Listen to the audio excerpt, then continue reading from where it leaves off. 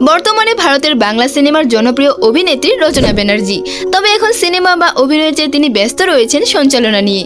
আর তার এই সঞ্চালনায় ব্যাপক জনপ্রিয়তা পেয়েছে দিদি নাম্বার 1 নামে একটি বাংলা টিভি শো। তবে রচনা ব্যানার্জি ভারতে এবারে লোকসভা নির্বাচনে হুগলি তৃণমূল প্রার্থী হিসেবে দাঁড়িয়েছেন। তা নিয়ে যদিও বেশ সমালোচনায় পড়তে হয়েছে তাকে। এবার তাকে নিয়ে নতুন এক তথ্য ফাঁস হলো, যে তথ্যে রীতিমতো তাকে লজ্জা পেতে হয়েছে। জানা গিয়েছে রচনা ব্যানার্জি তার মেকআপ রুমে সবসময় একটি বোরকা ঝুলিয়ে রাখেন, আর সেই বোরকা পরে নাকি একটি বিশেষ কাজ করেন তিনি। তবে সেই বিশেষ কাজটা কি তা এক টিভি শোতে ফাঁস করে দিয়েছেন সুদীপা চট্টোপাধ্যায়। তা নিয়ে যদিও বেশ লজ্জায় পড়ে গিয়েছিলেন অভিনেত্রী রচনা ব্যানার্জি।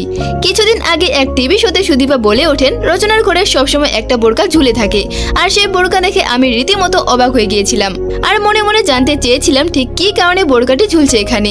তারপর তার মেকআপ আর্টিস্ট জানিয়েছিলেন তার আসল কাহিনী। আমরা জানি আর 10 জনের মতোই তারকাদেরও একটা স্বাভাবিক জীবন আছে, আর তাদের সংসার বা পরিবার নিয়েও দেখাশোনা করতে হয়। কোনো না কোনো কাজে মানুষের ভিড়ে বাইরে বের হতে হয় তাদেরকে। তবে ব্যতিক্রম নন রচনা ব্যানার্জিও। তার ছেলেকে নিজের মতো করে মানুষ করছেন তিনি। মায়ের সঙ্গে থাকায় হাজার ব্যস্ততার মাঝেও ছেলের লেখাপড়া নিয়ে বেশ সতর্ক থাকেন তিনি। মাঝে মধ্যে ছেলেকে স্কুলে আনা নেওয়ার কাজও করেন তিনি।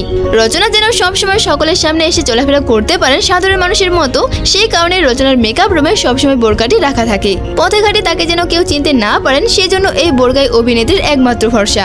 রচনা ব্যানার্জি এই পর্যন্ত মোট 35টি সিনেমায় অভিনয় করেছেন, আর এই অভিনেত্রীকে বর্তমানে শুধু টিভি শোতেই দেখা যায়। বন্ধুরা, আপনার রচনা ব্যানার্জির কোন মুভিটা সবচেয়ে ভালো লেগেছে কমেন্ট করে অবশ্যই জানাবেন।